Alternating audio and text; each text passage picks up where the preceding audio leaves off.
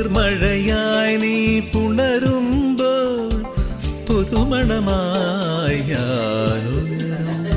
മഞ്ഞിൻ പാദസരം നീ അണിയും ദളമർമരമായി ഞാൻ ചേരും.